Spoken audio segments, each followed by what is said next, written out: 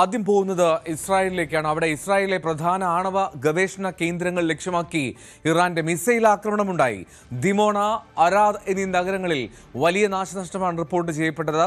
100ഓളം പേർക്ക് പരിക്കേറ്റു. ശക്തമായിട്ടുള്ള തിരിച്ചടി തുടരുമെന്നാണ് ഇസ്രായേൽ പ്രധാനമന്ത്രി ബെഞ്ചമിൻ നെതന്യാഹുവിന്റെ വാക്കുകൾ. അതേസമയം ഹോർമുസ് കടലിടുക്ക് 48 മണിക്കൂറിനുള്ളിൽ തുറന്നില്ല എങ്കിൽ ഇറാനിലെ പവർ പ്ലാന്റുകൾ തകർക്കുമെന്ന് US പ്രസിഡന്റ് ഡൊണാൾഡ് ട്രംപ് മുന്നറിയിപ്പ് നൽകി. അജയ് സുധാ ബിജു വിവരങ്ങൾ നൽകും. അജയ്, പശ്ചിമേഷ്യയിൽ അത്ര നല്ല മോർണിംഗ് അല്ല എങ്കിൽ പോലും ഇസ്രായേലിലെ ഈ പ്രധാന ആണവ ഗവേഷണ കേന്ദ്രങ്ങൾ ലക്ഷ്യമാക്കിയുള്ള ഇറാന്റെ മിസൈൽ ആക്രമണം അത് ഈ അടിക്ക് തിരിച്ചടി എന്ന മട്ടിലാണല്ലോ. അത് എത്രത്തോളം രൂക്ഷമായിരുന്നു? വലിയ നാശനഷ്ടമുണ്ടോ?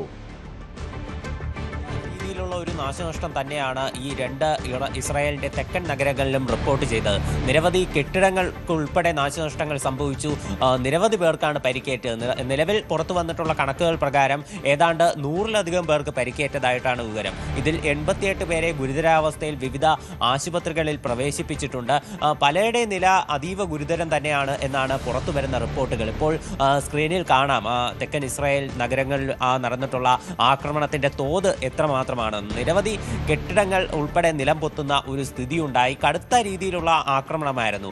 ഇറാന്റെ ഈ മിസൈൽ ആക്രമണത്തെ പ്രതിരോധിക്കാൻ സാധിച്ചില്ല എന്ന് ഇസ്രായേലിന്റെ സൈന്യം തന്നെ പരസ്യമായി വ്യക്തമാക്കുന്ന സാഹചര്യമുണ്ടായി. ഇതിനുശേഷം അവരുടെ പ്രധാനമന്ത്രി ബെഞ്ചമിൻ നെതന്യാഹു നേരിട്ട് തന്നെ സമ്മതിക്കുകയുണ്ടായി. രാജ്യത്തെ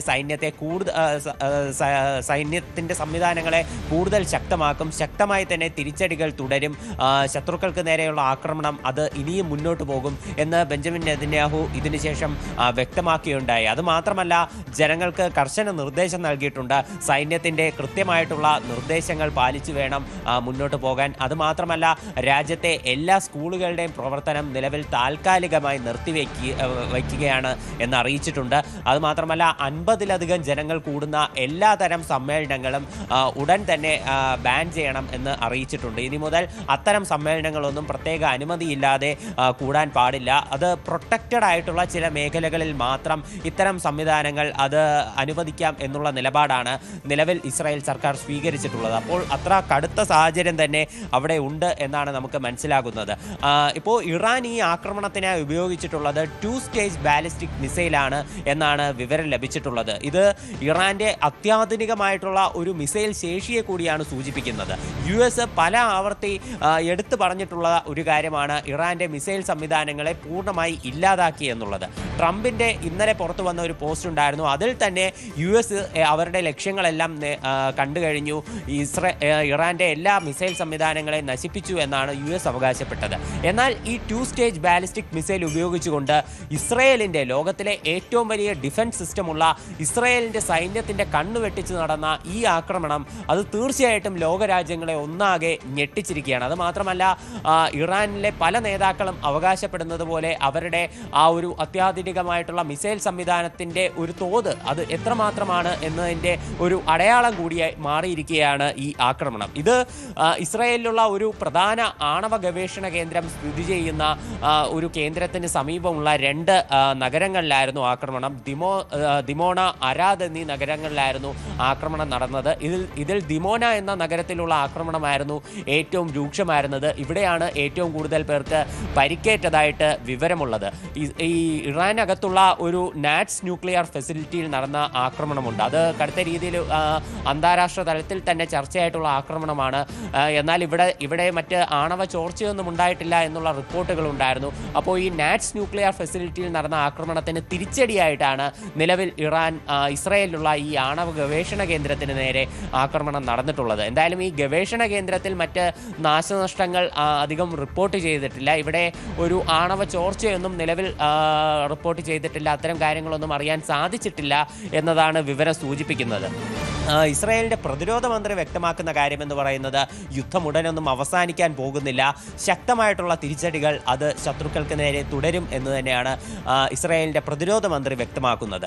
ഇപ്പോൾ ഇന്നലെ ഒരു അമേരിക്കയുടെ ഭാഗത്ത് നിന്ന് ചില സമാധാന ശ്രമങ്ങളെല്ലാം ഉണ്ടായതായിട്ട് ചില അന്താരാഷ്ട്ര മാധ്യമങ്ങളെല്ലാം റിപ്പോർട്ട് ചെയ്തിരുന്നു. വൈറ്റ് ഹൗസിലെ ചില ഉദ്യോഗസ്ഥരെ ഉദ്ധരിച്ചുകൊണ്ടാണ് ശേഷമാണ് ഇത്തരം റിപ്പോർട്ടുകൾ വന്നത്. അമേരിക്ക ഖത്തറിന്റെ മധ്യസ്ഥതയിൽ ഒരു സമാധാന ശ്രമത്തിന് ശ്രമിക്കുന്നതായിട്ട്.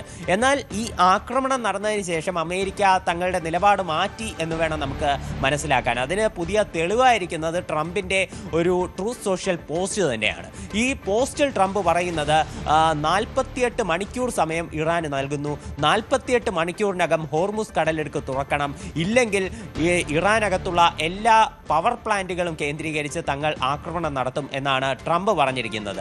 അതിൽ ഏറ്റവും വലിയ പവർ പ്ലാന്റ് കേന്ദ്രീകരിച്ച് തന്നെ ആദ്യത്തെ ആക്രമണം നടക്കും എന്നാണ് പറഞ്ഞിട്ടുള്ളത്. അതായത് ട്രംപ് എടുത്തു സൂചിപ്പിക്കുന്നു, ഈ പോസ്റ്റ് ഇട്ട് കൃത്യം 48 മണിക്കൂറുകൾക്കുള്ളിൽ ഈ ഹോർമുസ് കടലിടുക്ക് തുറക്കണം എന്നതാണ് ട്രംപിന്റെ ഒരു അന്ത്യശാസനം എന്ന് പറയുന്നത്. ഈ പോസ്റ്റ് ഇപ്പോൾ ഇട്ടിട്ട് ഏതാണ്ട് 1 മണിക്കൂർ കഴിഞ്ഞു.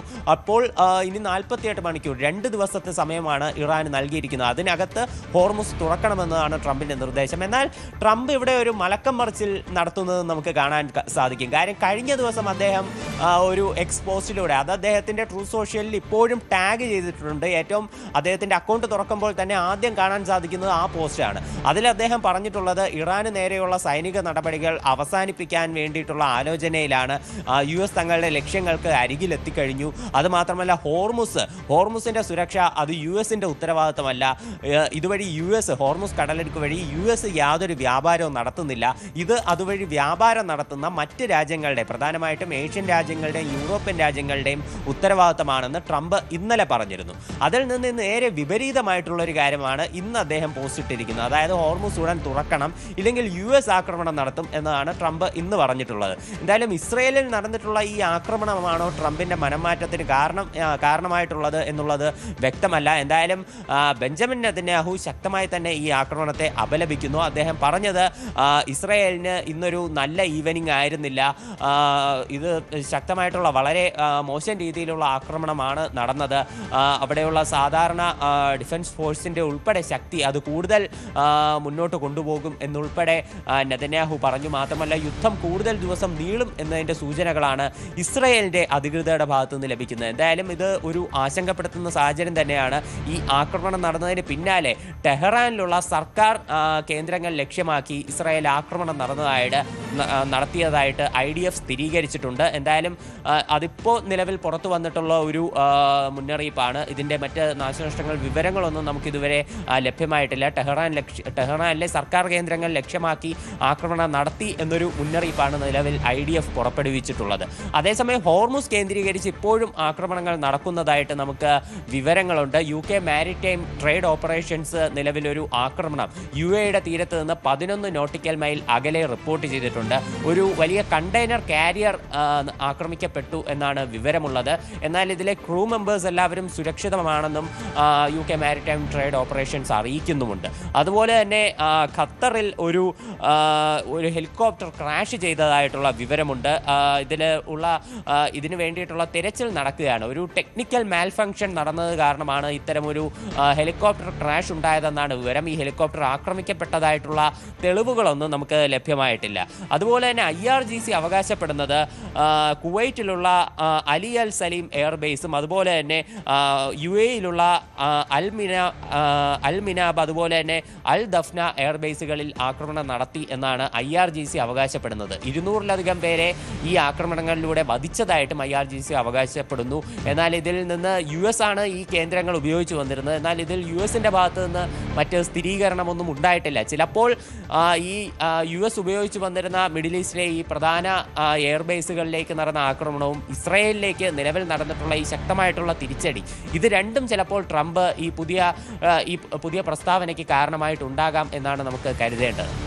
റൈറ്റ് അജയ്, ഇതിനിടയിൽ തന്നെ ഈ 48 മണിക്കൂറിനുള്ളിൽ ഹോർമുസ് തുറക്കണം അല്ലെങ്കിൽ വലിയ പ്രത്യാഘാതം ഉണ്ടാവുമെന്നൊക്കെ ഡൊണാൾഡ് ട്രംപ് മുന്നറിയിപ്പ് നൽകുന്നുണ്ട്. പക്ഷേ അതിനിടയിലും അമേരിക്ക ചില സമാധാന ശ്രമങ്ങൾക്കുള്ള നീക്കങ്ങൾ കൂടി നടത്തുന്നുണ്ട് എന്നുള്ള റിപ്പോർട്ടുകളും വരുന്നുണ്ടല്ലോ. അത്തരത്തിൽ ശരിക്കും അമേരിക്ക ഒരു ചർച്ചയ്ക്കുള്ള ശ്രമം നടത്തുന്നുണ്ടോ? ഇത് വൈറ്റ് ഹൗസിലെ ചില ഉദ്യോഗസ്ഥരെ ഉദ്ധരിച്ചുകൊണ്ടാണ് ചില അന്താരാഷ്ട്ര മാധ്യമങ്ങൾ ഇത്തരം വിവരങ്ങൾ പുറത്തുവിട്ടത്. ഖത്തറിന്റെ മധ്യസ്ഥതയിൽ അമേരിക്ക ഒരു സമാധാന ശ്രമത്തിന് നീക്കം നടത്തുന്നു. ട്രംപ് തനിക്ക് സമാധാനം വേണം എന്ന് പറഞ്ഞതായിട്ട് ഈ ഉദ്യോഗസ്ഥരെ ഉദ്ധരിച്ചുകൊണ്ട് പല അന്താരാഷ്ട്ര മാധ്യമങ്ങളും റിപ്പോർട്ട് ചെയ്തിരുന്നു. എന്നാൽ അതിനുശേഷമാണ് ഇസ്രായേലിലെ ഇത്ര വലിയ